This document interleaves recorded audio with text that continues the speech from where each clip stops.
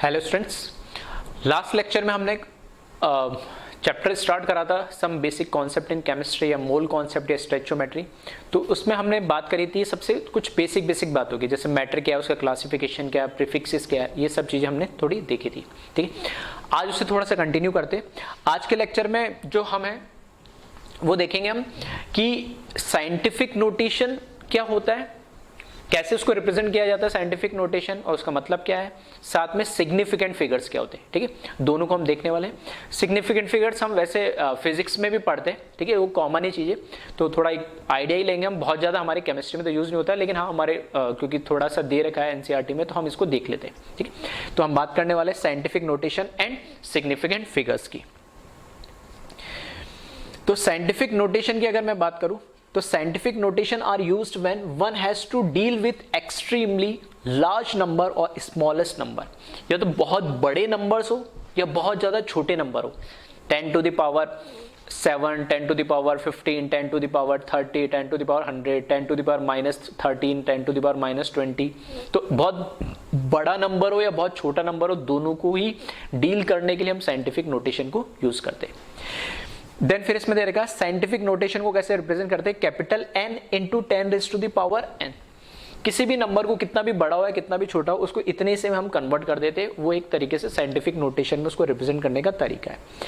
n एक number है, ठीक है, ये जो कैपिटल N है एक नंबर है, और ये 1 से लेके 9.9 के बीच में कुछ भी हो सकता है। 1 से लेके 9 के बीच में या 9.9 के बीच में कुछ भी हो सकता है, ठीक है। ये जो एक नंबर है, तो आपको ऐसे बहुत बड़ा नंबर लिखने की जरूरत नहीं पड़ रही। 1 से लेके सिंपल बोलो 1 से लेके 10 के बीच में एक नंबर को रिप्रेजेंट करना है कैपिटल N से।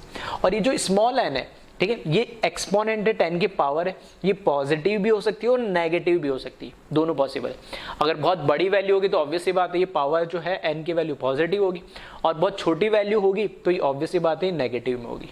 क्लियर है? तो इस तरीके से साइंटिफिक नोटेशन में हम इसको रिप्रेजेंट कर सकते हैं। एग्जांपल, स्पीड ऑफ लाइट होती है 3,0,0,0,0,0, ठीक है, कितना आ गया 3, 5, 7, 8 जीरो आ रहे, तो इतनी बड़ी क्वांटिटी मीटर पर सेकंड इसकी यूनिट होती है स्पीड ऑफ लाइट की।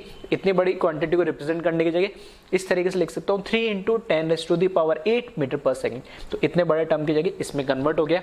यहाँ पर कैपिटल N वो है 3, और जो स्मॉल n, ठीक है, जो एक्सपोनेंट वो हो गया 8 पॉजिटिव में, क्योंकि ये वैल्यू क्या है, बड़ी है, ठीक है। तो इस तरीके से हम रिप्रेजेंट करते हैं साइंटिफिक नोटेशन को, और बहुत बड़ी और बहुत छोटी वैल्यूज को रिप्रेजेंट करने के लिए यूज किया जाता है, ठीक है। तो वीडियो पॉज करिए, इसको कॉपी कर इतना।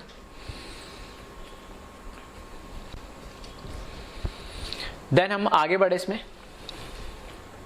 तो यूज ऑफ साइंटिफिक नोटेशन क्या है, तो यूजेस में बात करें तो is used in the every mathematical conversion like addition, subtraction, multiplication and division, ठीक है। तो ये जो हमारे मैथमेटिकल ऑपरेशंस होते हैं, एडिशन, सब्ट्रैक्शन, मल्टीप्लिकेशन, डिवीजन, उसके अंदर साइंटिफिक नोटेशन का यूज होता है, और वहां से थोड़ा सा सिंप्लीफाइड हो जाता है, कैलकुलेट करना ये ऑपरेशंस करना है, ठीक है। तो ये इसका जनरली बेसिक यूज है, तो कॉपी करें इसको।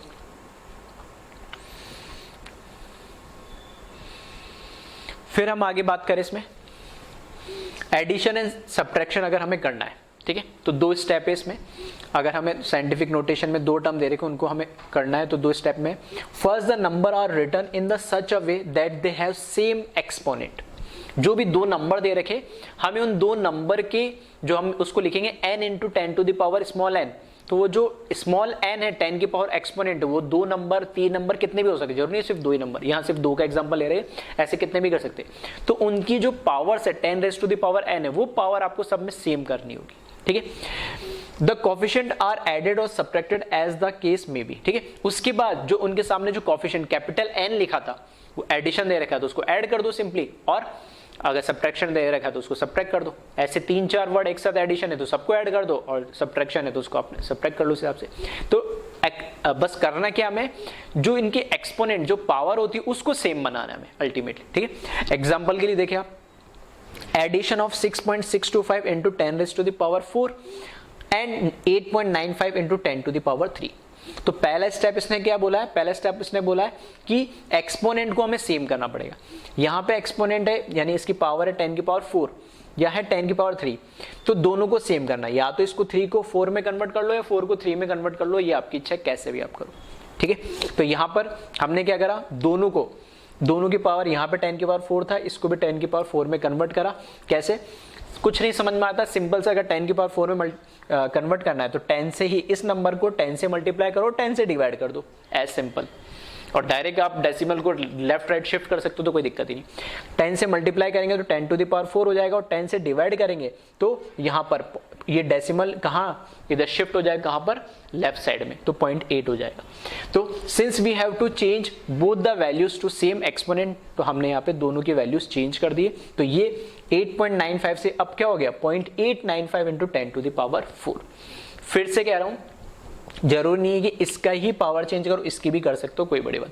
इसकी क्यों करी, क्योंकि जनरली हम यहाँ पर क्या करते हैं, जो साइंटिफिक नोटेशन में रिप्रेजेंट करते हैं, तो जो कैपिटल एन है हम उसको कोशिश करते हैं कि एक 1 से लेके, क्योंकि हमने बोला उसको क्या बोला 1 से लेके 9.9 के बीच, मतलब एक ही टर्म आना चाहिए।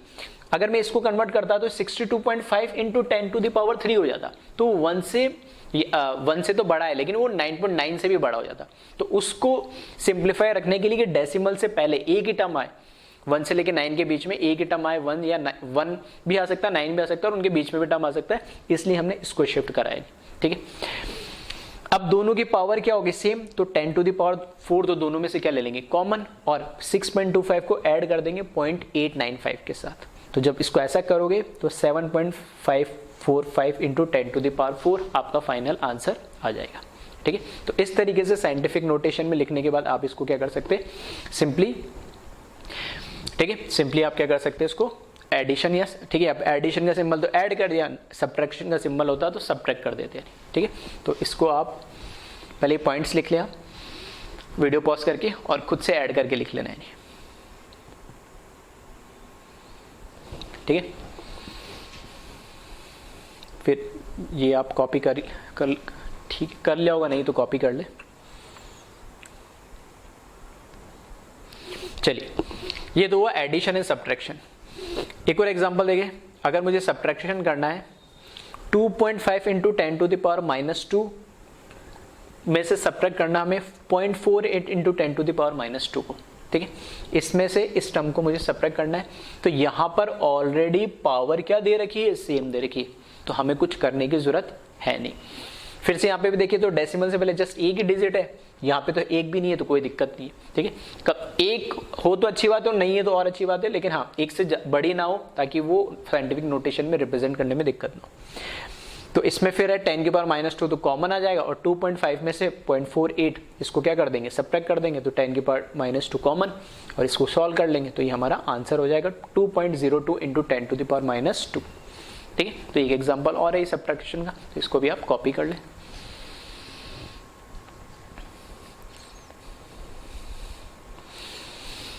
ठीक है, जब भी मैं बोलूँ कॉपी कर ले तो वीडियो को पॉज करके कर लिया करो, क्योंकि रनिंग वीडियो में मैं इतना टाइम दूं कि आप कॉपी करने के लिए, तो वीडियो की लेंथ बहुत ज़्यादा हो जाएगी, ठीक है। तो मैं जब भी बोलता हूँ कॉपी करें तो वहीं पे वीडियो को पॉज करें और कॉपी कर ले, ठीक है। इसलिए मैं स्क्रीन से साइड में हो जाता हूँ कि अगर कुछ स्क्रीन के पीछे लिखा हुआ या कुछ आ रहा है तो उसके लिए मैं ऑब्स्टेकल ना बनूँ, ठीक है, उसके सामने ना हो, ठीक है। इसलिए थोड़ा सा स्क्रीन से बार बार मैं साइड में हो जाता हूँ जब भी कॉपी करने के लिए बोलता हूँ, ठीक है। तो अंडरस्टूड रखना थोड़ा सा, वीडियो की लेंथ बहुत ज़्यादा नहीं बढ़े, ठीक है। चलते हुए लेक्चर में इतना टाइम दो तुम नोट करो फिर, ठीक है, तो वो थोड़ी लेंथ बहुत ज़्यादा आएगी, इसलिए वीडियो को जब भी कॉपी करना होगा बस इतना टाइम दूंगा मैं, 2-3-4 सेकंड का, कि आप वीडियो पॉज करो और फिर आप कॉपी कर सको। स्क्रीन उस टाइम आपको बिल्कुल जो स्क्रीन पे वही लिखा हुआ मिलेगा, मैं नजर नहीं आऊंगा, ठीक है, ताकि कॉपी करने में आपको दिक्कत ना हो। चलो आगे बढ़ते इसमें। ये तो हुई एडिशन एंड सब्ट्रैक्शन की बात। अब बात कर रहे हैं मल्टीप्लिकेशन एंड डिवीजन की बात। तो these two operation follow the same rules which are there for exponential numbers, ठीक है। तो मल्टीप्लिकेशन एंड डिवीजन में तो क्योंकि हम अप टू 10th क्लास में बेसिक मैथमेटिक्स जो करते हैं वही से यहाँ पे हो जाएगा, एज सच कोई रूल्स है नहीं, तो सिंपल वही रूल लिखा है इसने कि अगर ये दो नंबर है इन दोनों को मुझे क्या करना है, मल्टीप्लाई करना है। तो हमें पता है जब मल्टीप्लिकेशन का सिंबल आ जाता है तो ये जो पावर्स होती है बेस सेम होना चाहिए, यहाँ पे बेस 10 है, यहाँ पे भी बेस 10 है, तो ये जो पावर्स होती है आपस में क्या हो जाएगी, ऐड हो जाएगी। यही अगर डिवीजन होता तो पावर क्या हो जाएगी, सब्ट्रैक्ट हो जाएगी, ठीक है।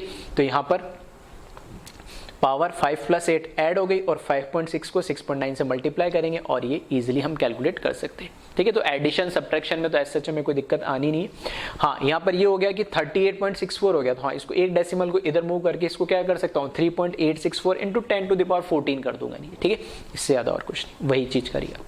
ठीक है, तो अगर यहाँ पर डिवीजन होता तो 5.6 को डिवाइड करते हम 6.9 से और 10 टू द पावर 5 है। ठीक है, तो ये कुछ इस तरीके से आपको देखने को मिलता।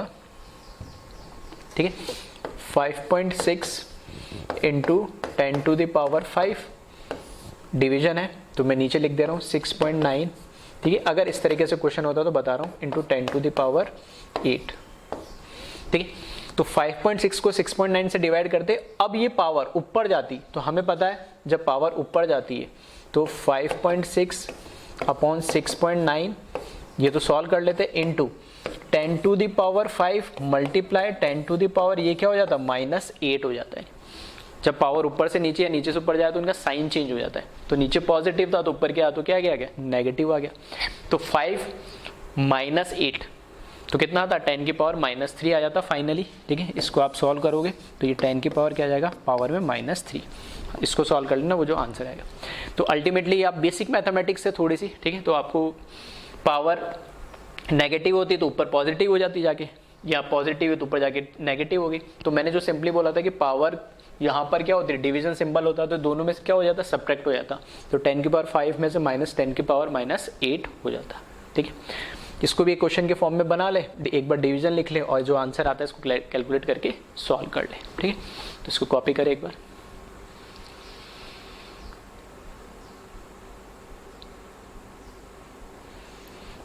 चलिए आगे हम बात करते हैं इसमें। ठीक है, एग्जाम्पल देख ले, जैसे क्वेश्चन के फॉर्म में दे रहा है express the following in the scientific notation. ठीक है, तो कुछ क्वेश्चंस दे दिए इन्होंने, तो आप खुद से लिखे यहाँ पे first, second, third, fourth, fifth सभी को साइंटिफिक नोटेशन में लिखना है। ठीक है, तो वीडियो पॉज करें, एक टाइम ले आप और प्रॉपर इसका आंसर लिखे। आंसर मैं यहाँ पे लिख रखे उनको मैं दिखा दूंगा, पहले आप खुद से एक बार इसको लिखने की कोशिश करें। तो वीडियो पॉज करके इसको कॉपी करें और सॉल्व भी कर ले साथ के साथ। ठीक है, साइंटिफिक नोटेशन में हम किस तरीके से लिखते हैं, n जो कैपिटल n है वो 1 से लेके 9.9 के बीच में आना चाहिए इंटू 10⁻n आ जाएगा। तो यहाँ पर 186,000 है, तो इसको किस तरीके से लिखूंगा 1.86। ठीक है, 1.86 और कितना 1 2 3 4 5 आ जाएंगे, तो 10 की पावर कितना आ जाएगा 5, तो 10 की पावर 5 आ गया। यहाँ पर देखेंगे तो 4007 है, तो 4.007 और कितना के बाद डेसिमल लगाए 3 के बाद, तो 3 उसकी पावर होगी। यहाँ डेसिमल कितने के बाद लगाए 1 2 3 4 5, तो 5 आ गई। ठीक है, तो बिल्कुल बेसिक मैथमेटिक्स है। सेम इसी तरीके से अब 0.006 है ना, तो इसको मेरे को करना है 6.8 करना है। ठीक है, 6.8 करना है, तो आपकी पावर क्या हो जाएगी नेगेटिव हो जाएगी जब आप डेसिमल इस साइड राइट में शिफ्ट करेंगे। ठीक है, तो यहाँ पर 6.8 इंटू 10 टू द पावर -3 हो गई। फिर 700 में लिखोगे तो 7 इंटू 10 टू द पावर 2। यहाँ पर लिखने की जरूरत नहीं, ऑलरेडी साइंटिफिक नोटेशन में लिखा हुआ है, तो ये आंसर एज इट इज यही हो जाएगा।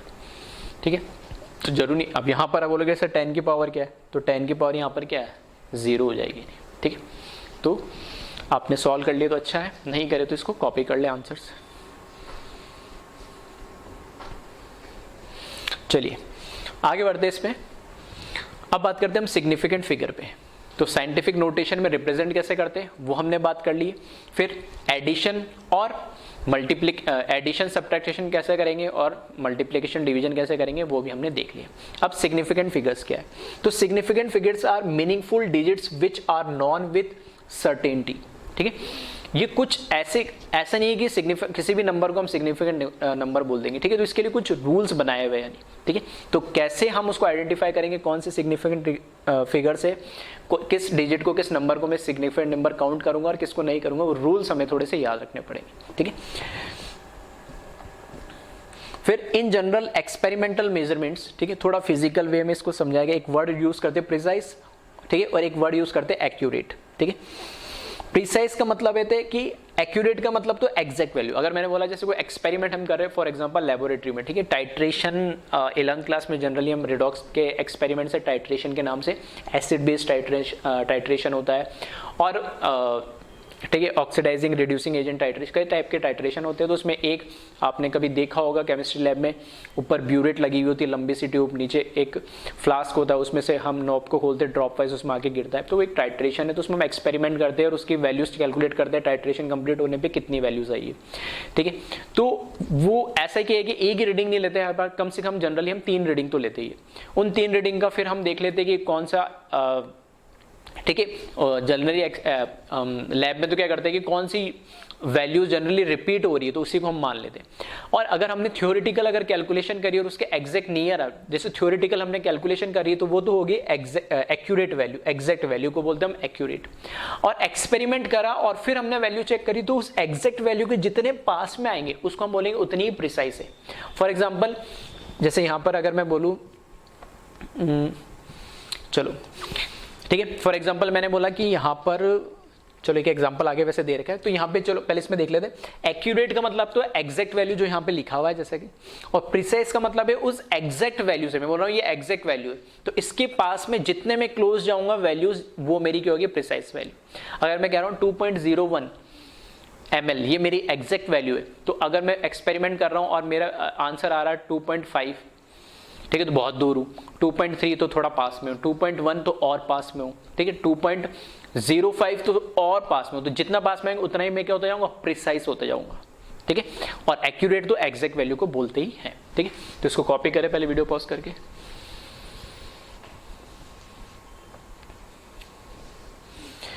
ठीक है। आगे इसमें देखें, importance of significant figure. The uncertainty in the experimental or calculated values are indicated by significant figures। ठीक है। तो जैसा भी मैं बता रहा था कि एक तो हमने थ्योरेटिकल कैलकुलेट करा, ठीक है, और एक एक्सपेरिमेंट से कैलकुलेट करा, तो उन दोनों के बीच में एग्जैक्टली सेम आ जाए तब तो बहुत अच्छी बात है, लेकिन जनरली एक्सपेरिमेंटली वैल्यू और थ्योरेटिकल वैल्यू मैच नहीं करती। ठीक है। जो किताबी ज्ञान हम लेते और नेचर के अंदर जो हमें चीज प्रैक्टिकली मिलती है, ठीक है, उसको में कई चैप्टर्स में और कई टर्म हम ये यूज करते हैं, आइडियल एंड नॉन आइडियल। तो आइडियल तो थ्योरेटिकल होता है, नॉन आइडियल एक्सपेरिमेंटल जो एक्चुअल नेचर में होता है। जैसे ideal gas, non ideal gas सुना होगा आपने, ideal engine, non ideal engine, तो बहुत सारी चीजें। तो आइडियल तो थ्योरेटिकल है, किताबी ज्ञान के अकॉर्डिंग इतना होना चाहिए, लेकिन नेचर में बहुत सारे लॉसेस या बहुत सारे उसमें हिंड्रेंस या ऑब्स्टेकल आते हैं जिसकी वजह से वो आइडियल हो नहीं पाता है। सेम एक ह्यूमन बीइंग के लिए भी हम बोल देते कि आइडियल होना चाहिए, है ना, कि हम बोल देते कि इंसान के अंदर ये गुण होने चाहिए, परफेक्ट, ये अच्छा बुरा सबको पता है, लेकिन होता नहीं है। ठीक है। तो हम एग्जैक्ट तो कोई एक पुतला बना सकते हैं, उसमें कैरेक्टरिस्टिक लिख सकते हैं, हाँ भाई ये होना चाहिए, परफेक्ट है, एक्यूरेट है, लेकिन उसके अंदर 100 कैरेक्टरिस्टिक में से 100 जो खूबियां उसमें से अगर जिसकी जितनी ज्यादा होगी हम उसको बोलेंगे उतना ही प्रिसाइज है। अगर किसी में 100 में से 10 ही है तो बोलेंगे एकदम बेकार है, 30 है तो बोला ठीक है पासिंग हुआ है नहीं, ठीक है, 50 आया तो बोला थोड़ा ठीक है, 80-90 आ गए तो बहुत अच्छा हम बोल देंगे, 100 आउट ऑफ 100 हो गया वो, ठीक है, सारी खूबियां मिल गई तो हम बोल देंगे एग्जैक्ट एक्यूरेट है नहीं, तो वो तो बिल्कुल पॉसिबल हो नहीं पाता है। ठीक, तो सेम एक्सपेरिमेंट्स के साथ भी यही होता है।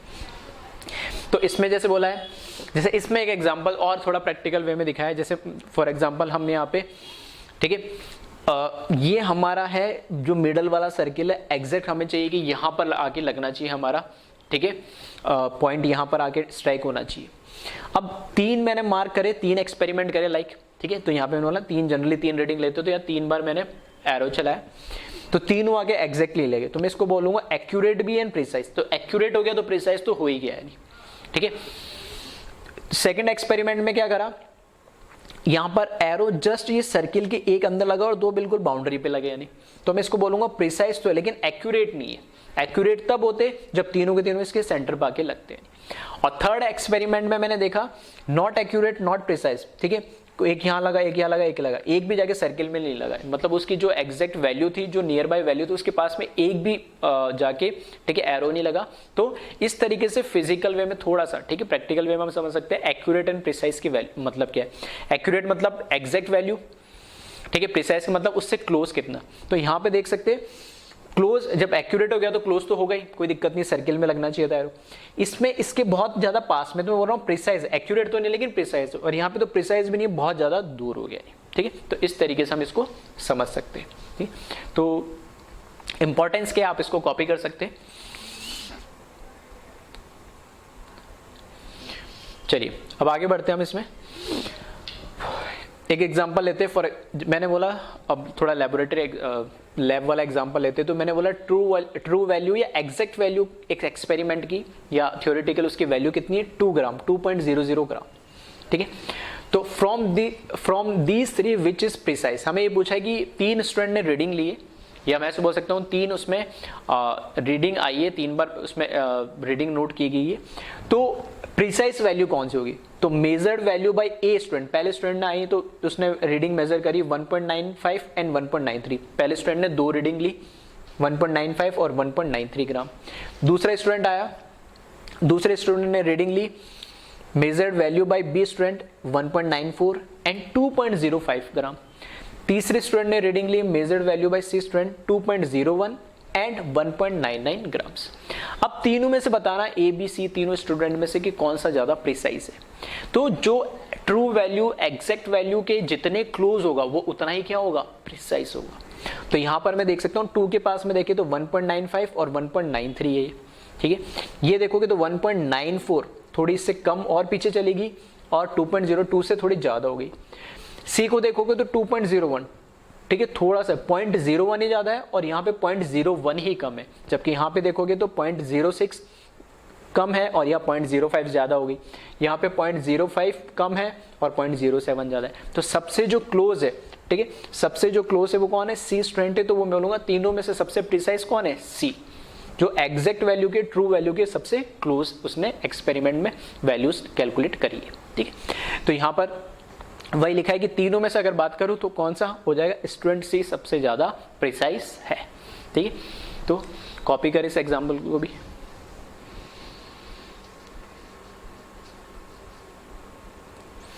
चलिए आगे बढ़ते इसमें।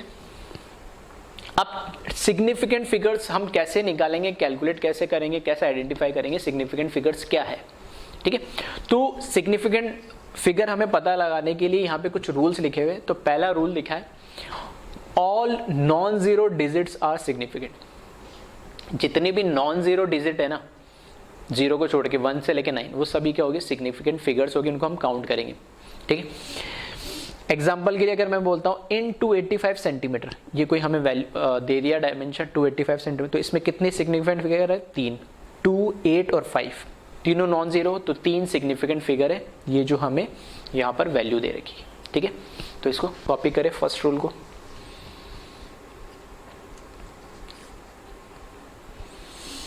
फिर देखें next rule, zeros preceding to first non zero digit are not significant. पहली नॉन जीरो डिजिट आ रही है, उससे पहले जो भी जीरो दे रखे उन सभी जीरोस को हम सिग्निफिकेंट फिगर्स कंसिडर नहीं करेंगे, ठीक है। एग्जांपल के लिए अगर हम बात करें तो 0.03 अगर आप यहाँ पे लिखा है तो पहला नॉन जीरो डिजिट कौन सा है?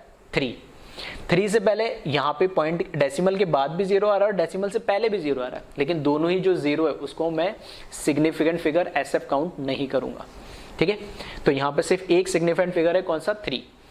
तो 0.03 हैज 1 सिग्निफिकेंट फिगर एंड एक वैल्यू और दे दी 0.0052। तो पहली नॉन जीरो डिजिट कौन सी है? इस साइड से देखेंगे तो 5, उससे पहले जो जीरो आ रहे हैं 3, 2 डेसिमल के बाद और 1 डेसिमल से पहले, इन तीनों को हम एसएफ सिग्निफिकेंट फिगर नहीं मानेंगे। तो यहाँ पे 2 सिग्निफिकेंट फिगर होंगे 5 एंड 2, ठीक है।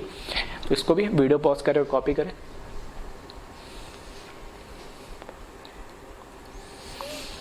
नेक्स्ट देखें, zeros between 2 non zero digits are significant. हाँ, लेकिन जीरो पहले नॉन जीरो डिजिट से पहले जितने भी जीरो आ रहे हैं उनको एसएफ काउंट नहीं करते, लेकिन 2 नॉन जीरो डिजिट के बीच में, नॉन जीरो डिजिट के बीच में अगर कोई जीरो आ रहा है तो उसको हम एसएफ काउंट करेंगे, ठीक है। एग्जांपल के लिए 2.005 हैज 4 सिग्निफिकेंट फिगर। यहाँ पे जीरो, पहला नॉन जीरो कौन है? 2, उसके बाद में आ रहा है और उसके बाद में भी एक और नॉन जीरो डिजिट आ रहा है। तो 2 नॉन जीरो डिजिट के बीच में जितने भी जीरो आएंगे उन सभी को हम एसएफ काउंट करेंगे। तो यहाँ पर कितने होंगे? 4 significant figure that is SF होंगे, ठीक है। कॉपी करें इसको।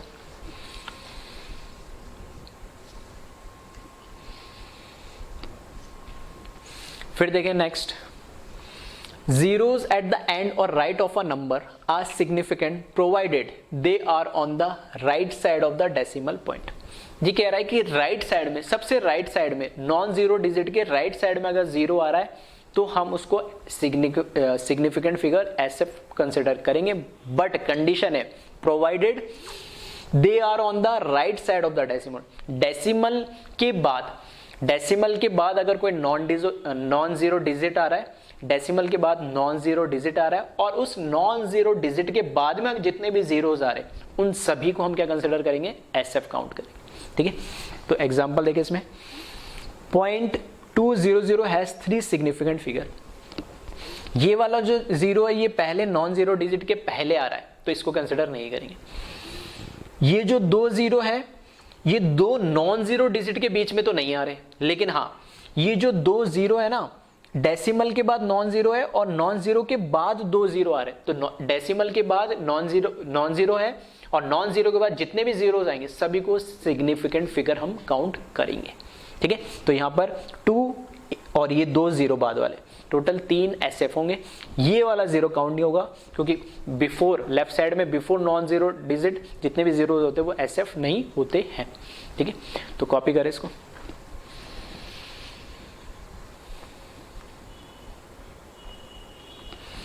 फिर देखें, if a number ends in zeros that are not to the right of a decimal, the zeros may or may not be significant। ठीक है, तो एग्जाम्पल के लिए यहां पे लिखा 1500 ग्राम, may have 2, 3 और 4। अब इस केस में क्या करेंगे, ठीक है, तो अगर डेसिमल के बाद नॉन जीरो आया और फिर जीरो आ रहे तब तो उन सारे जीरो को हम कंसिडर करेंगे। लेकिन अब यहां पे जब 1500 मैंने लिख दिया तो अब यहां पे मैं 15 को मानूं या 1500 को मानूं, तो 2 माने, 3 माने, 4 माने, क्या सिग्निफिकेंट माने। ठीक है, तो इसके लिए हमने क्या बोला, ये कंफ्यूजन को दूर करने के लिए this confusion can be significant by expressing the number in scientific notation. ठीक है, जो स्टार्टिंग में हमने अभी स्टार्ट करा था साइंटिफिक नोटेशन, तो साइंटिफिक नोटेशन में लिखूंगा n into 10 to the power n के फॉर्म में, तो ये क्या हो जाएगा 1.5 इंटू 10 टू द पावर 3 लिख दूं या 15 इंटू 10 टू द पावर 2 लिखूं, तो 1.5 लिखूंगा तो भी 2 आएंगे और 15 इंटू 10 टू द पावर 2 लिखूंगा तो भी क्या आएंगे 2। ठीक है, तो इसको चाहो तो आप, ठीक है, यहाँ 15 लिखा है लेकिन आप इसको, ठीक है, और ठीक है, और यहां पे इस तरीके से भी लिख सकते हैं आप 1.5 इंटू 10 टू द पावर 3। इससे भी आप देखोगे तो यहां से भी 2 सिग्निफिकेंट फिगर आ रहे हैं और यहां से भी क्या आ रहे हैं, 2 सिग्निफिकेंट फिगर आ रहे हैं। ठीक है, तो इस तरीके अगर नंबर आ जाए जिसमें अगर आपको कंफ्यूजन हो रहा हो, ठीक है, कि कितने हो, 2, 3 हो, 4 हो, तो उसको साइंटिफिक नोटेशन के फॉर्म में लिख के देख लें। तो वही लिखा हुआ है, if a number ends in zeros that are not to the right of a decimal, क्योंकि इसमें कोई डेसिमल नहीं आ रहा, डेसिमल आ रहा होता तब तो मैं मान लेता, लेकिन डेसिमल आ ही नहीं रहा है। ठीक है, तो if a number ends in a zeros that are not to the right of a decimal, the zeros may और मे नॉट बी सिग्निफिकेंट। ठीक है, तो एग्जांपल के लिए दे रखा है कि 2 भी हो सकता है, 3 भी हो, तो ये कंफ्यूजन को दूर करने के लिए हमने क्या बोला, साइंटिफिक नोटेशन में लिख लो, तो वही लिखा this confusion can be significant by expressing the number in scientific notation that is n into 10 to the power n। तो यहां से इसको अगर साइंटिफिक नहीं मानते तो ये तो साइंटिफिक है, तो इस साइंटिफिक के अकॉर्डिंग भी कितना आ रहा है, सिग्निफिकेंट फिगर आ रहा है, where n as a significant figure. ठीक है, तो 1.5 मतलब 2 डिजिट आ रहे हैं तो 2 सिग्निफिकेंट फिगर होंगे। ठीक है, तो कॉपी करें इसको।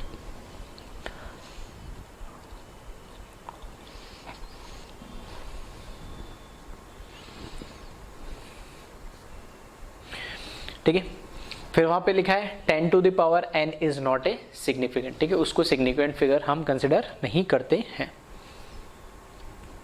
तो यहाँ पे लिखा है 15 into 10 to the power 2 has only 2 significant figure, या इसको ऐसे भी लिख सकते हैं 1.5 इंटू 10 टू द पावर 3। ठीक है, तो exponentials are not significant, finally इसने ये बोला है, तो इसको थोड़ा सा आप ध्यान रखिएगा, नोट करके लिख लीजिएगा इसको।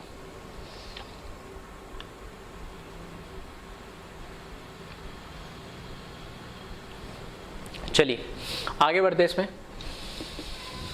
Lastly it may be emphasize that exact integral number such as 2 balls or 20x have infinite significant figures can be represented by writing infinite number of zeros after placing a decimal, that is 2 को मैं 2.0000 कितने भी infinite zero लगा दूं कोई फर्क पड़ेगा, तो भी 2 ही रहेगा, कोई इस पर मीनिंग तो चेंज नहीं हो जाएगा। इसी तरीके से 20 है तो 20 के आगे भी 20 डेसिमल आगे कितने भी जीरो लगा दो तो भी 20 रहेगा। तो हमने बोला डेसिमल के बाद जितने भी जीरो आते हैं, ठीक है, नॉन जीरो डिजिट आ ही रहा है और डेसिमल के बाद जितने भी जीरोज आ रहे हैं, ठीक है, तो वो सारे क्या काउंट होते हैं, सिग्निफिकेंट फिगर।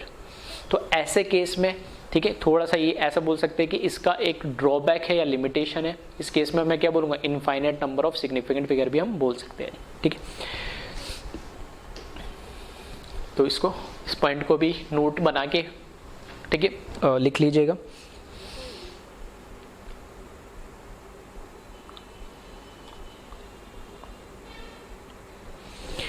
अब बढ़ते आगे इसमें। अब एडिशन एंड सब्ट्रैक्शन कैसे करेंगे सिग्निफिकेंट फिगर का। तो the result can not have more digit to the right of the decimal point than that at original number which has the least number of digit to the right of the decimal point in it, ठीक है। तो बहुत simple सी बात है, example से हम इसको समझते हैं। मैंने एक पहला नंबर लिया 12.11, फिर लिया 8.0 और फिर लिया 01.012। ये 3 नंबर लिए मैंने। 3 नंबर को मैं क्या कर रहा हूँ, ऐड कर रहा हूँ, ठीक है। 2 भी कर सकते हो, 3 भी कर सकते हो, 4 जितनी आपकी इच्छा, सबको ऐड करो, ठीक है। तो नॉर्मल जैसे ऐड करते हैं डेसिमल से, यहाँ से राइट से स्टार्ट करते हुए सबको ऐड कराए, ठीक है। ऐड करा तो यहाँ पर 2, यहाँ पर 2, 1.11 आएगा, कैरी ऑन होके 3 होएगा, तो 31 पॉइंट एग्जैक्टली नॉर्मल जैसे ऐड करा वैसे ऐड करा हमने, ठीक है। तो 31.122। अब सिग्निफिकेंट नंबर्स के फॉर्म में अगर आपको इसको लिखना है या इसमें अगर आपको काउंट करना है कि सिग्निफिकेंट नंबर कितने होंगे इस रिजल्ट के अंदर, फाइनल आंसर के अंदर, तो अगर यहां से देखोगे तो कितना आ रहा है सिग्निफिकेंट फिगर 5। अगर आप आंसर दोगे कि 5 सिग्निफिकेंट फिगर्स है इसमें, तो ये आंसर होगा गलत, ठीक है। क्यों? क्योंकि इसका जो रूल है उसके अकॉर्डिंग, इसने बोला है कि जितने भी नंबर आप ऐड या सब्ट्रैक्ट कर रहे हो, उन नंबर्स में जिस नंबर के डेसिमल के आगे मिनिमम डिजिट दे रखे उतने ही आपके फाइनल आंसर में भी होने चाहिए, ठीक है। तो यहां पर लिखा 12.11, इसमें कितना आ रहा है डेसिमल के बाद 2। यहां पर देखोगे 18.0, तो या डेसिमल के बाद कितना आ रहा है 1। यहां देखोगे 0.01, तो डेसिमल के बाद क्या आ रहा है 3। तो आप मिनिमम वाले, इधर 2 है, इधर 1, यहाँ 3 है, तो मिनिमम वाला कौन सा है, ये। तो फाइनल आंसर में भी डेसिमल के बाद 1 ही डिजिट आनी चाहिए, ठीक है। तो वही रूल है ये। The result can not, result मतलब इसकी बात कर रहा है फाइनल, एडिशन और सब्ट्रैक्शन करने के बाद, ठीक है। इन सभी को हमने क्या करा है, ऐड करा है, ठीक है। The result can not have more digit to the right of the decimal point than that at original number which has the least number of digits to the right of the decimal point in it, ठीक है। तो जिन numbers को आप add कर रहे हो उन numbers के अंदर ऐसा डिजिट जिसके अंदर minimum number of significant figure हो या मिनिमम नंबर हो डेसिमल के बाद, उससे ज्यादा आपके फाइनल आंसर में नहीं होने चाहिए। तो यहां पर मिनिमम किसके अंदर, इसके अंदर 1 है, तो फाइनल आंसर में भी नहीं होने चाहिए। तो अगर 5 सिग्निफिकेंट फिगर बोलोगे तो आंसर हो जाएगा गलत। आंसर क्या होगा, 3 सिग्निफिकेंट फिगर होगा, और 3 सिग्निफिकेंट फिगर होगा तो उसके अकॉर्डिंग आप चेक करोगे तो यहाँ पे लिखा है 18.0 has only 1 digit after the decimal point according to the rule जो यहाँ पे दे रखा है एडिशन एंड सब्ट्रैक्शन का।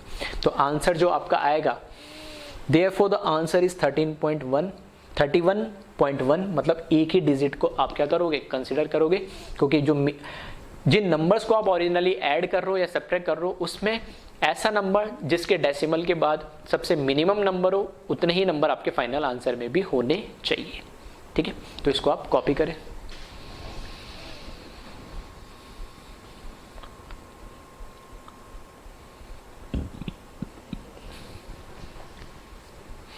फिर देखिए इसमें मल्टीप्लिकेशन और डिवीजन आपको करना है सिग्निफिकेंट फिगर का।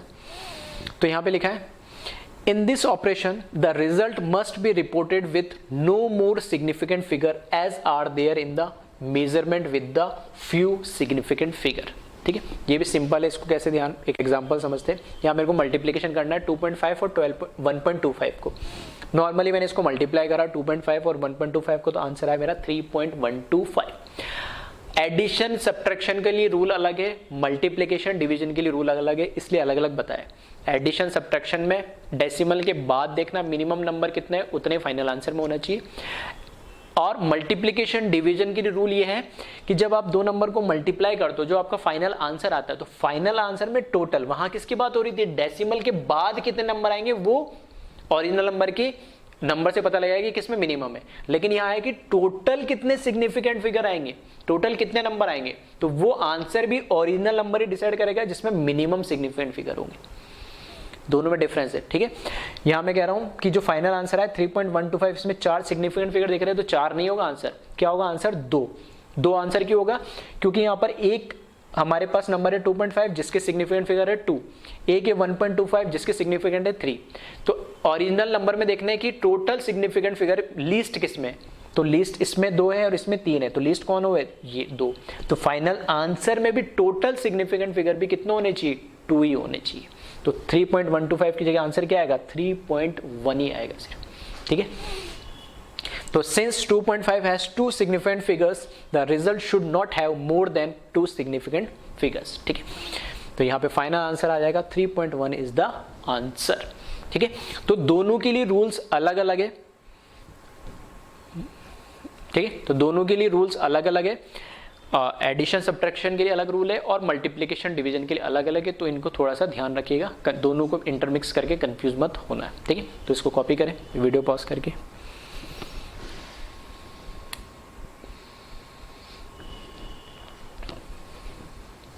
चलिए अब बात करते हैं rules in rounding the number. अब जैसे यहाँ पे पीछे अगर मैं बात करूँ, यहाँ पर 3.125 से मैंने क्या बोला, 2 ही होने चाहिए, तो 3 लिखा, पॉइंट लिखा, 1 लिखा और 25 हटा दिया। तो ऐसे कि अपना आप हटा दोगे, कुछ नहीं।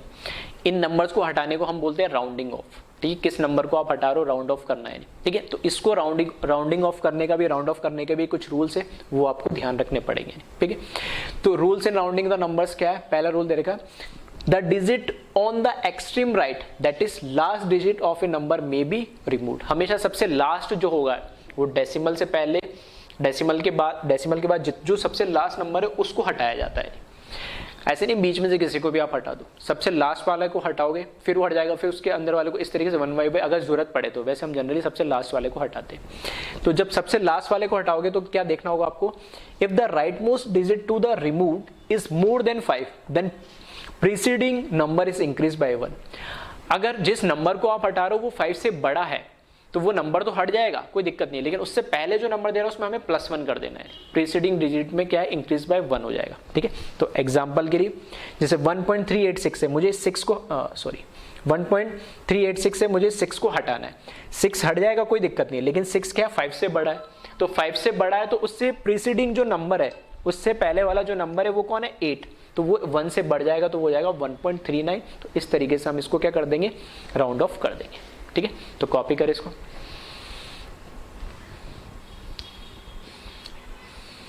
ठीक है। तो ये सभी के रूल्स चल रहे हैं राउंडिंग ऑफ के, तो पहला रूल है ये। फिर देखें next, if the digit to be removed less than 5 the preceding number is not change. अगर जिस नंबर को, सबसे लास्ट राइट मोस्ट नंबर को जो हमें हटाना है और वो अगर क्या है 5 से छोटा है तो नंबर हट तो जाएगा, लेकिन उससे पहले वाला नंबर भी एज इट इज रहेगा, उस पर कोई फर्क नहीं पड़ेगा। एग्जाम्पल के लिए यहाँ पे लिखा 4.334, इस 4 को मुझे हटाना है तो 4 हट तो जाएगा, लेकिन इससे पहले वाला जो नंबर जो दे रखा है ना 3, वो एज इट इज रहेगा, उस पर कोई फर्क नहीं पड़ेगा। तो 2 सिंपल सी बात हो गई। 5 से बड़ा हुआ नंबर जिसको हटा रहे हैं कोई दिक्कत नहीं, हट जाएगा, उससे पहले वाले में +1 ऐड कर दे। 5 से छोटा हुआ तो पहले वाले नंबर, वो जो नंबर है 5 से छोटा वो हट तो जाएगा, लेकिन पहले वाले नंबर पे कोई फर्क नहीं पड़ेगा, वो एज इट इज रहेगा, ठीक है। तो 2 रूल ये हुए सिंपल। अब 5 से बड़ा 5 से छोटे की तो बात कर ली, 5 हुआ तो क्या, ठीक है, तो उसकी हम बात कर लेते हैं। तो इसको कॉपी करें पहले,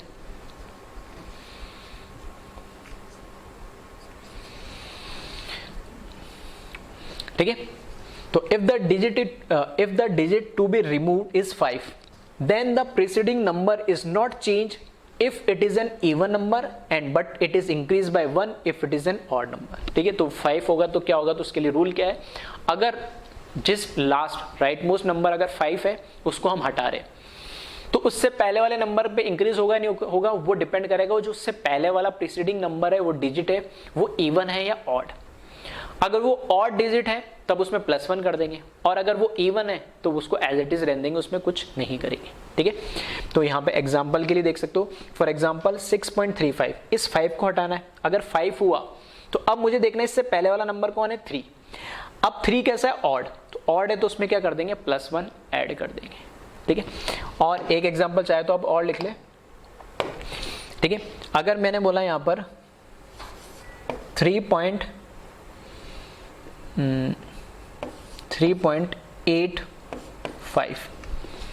ठीक है, इसको राउंड ऑफ करना है नहीं, तो 5 हटा देंगे हम, कोई दिक्कत नहीं। लेकिन इससे पहले वाला नंबर देखोगे तो ये 8 कैसा इवन नंबर है, यानी इवन नंबर है तो उसमें कोई चेंज नहीं आएगा, तो राउंड ऑफ करने के बाद ये हो जाएगा 3.8 ही रहेगा, इसमें कोई चेंज नहीं आएगा। यानी ठीक है, तो एक जिसके अंदर ऑड है वो भी लिख लो, एक जिसमें इवन है वो भी लिख ले, एक एग्जांपल। ठीक है,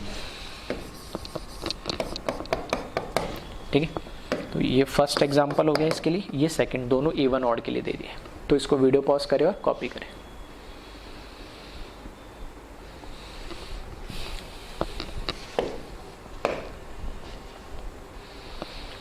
चलिए, अब हम इसमें बात करें,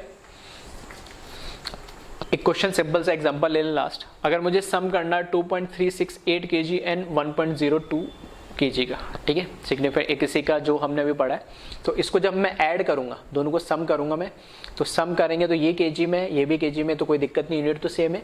और 2.36 को जब मैं 1.02 के साथ ऐड करूंगा तो मेरा जो फाइनल आंसर आएगा वो आएगा 3.388।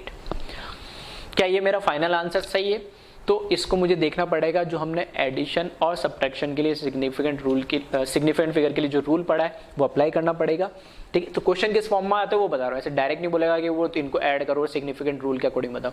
ठीक है, तो इसने जैसे मुझे what is the sum of this kg and this, तो यहाँ पर मैं देखूंगा कि डेसिमल के बाद इधर 2 आ रहे सिग्निफिकेंट फिगर, इसमें 3 आ रहे, तो फाइनल आंसर में भी क्या मिनिमम आने चाहिए, जो मिनिमम हो तो 2 आने चाहिए, तो इसमें भी 2 आएंगे, तो इसमें भी हम 2 लेंगे।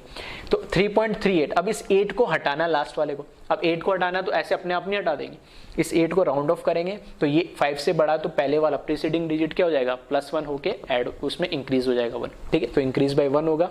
तो the sum is rounded off to decimal places, क्यों, क्योंकि एडिशन सब्ट्रैक्शन का वो रूल है। तो जब ऐसा करेंगे तो देयरफॉर द सम इज 3.39, क्योंकि 8 जब हटाया तो 5 से बड़ा था, तो प्रीसीडिंग में +1 हो जाएगा। ठीक है, तो ये एग्जांपल आप कॉपी करें।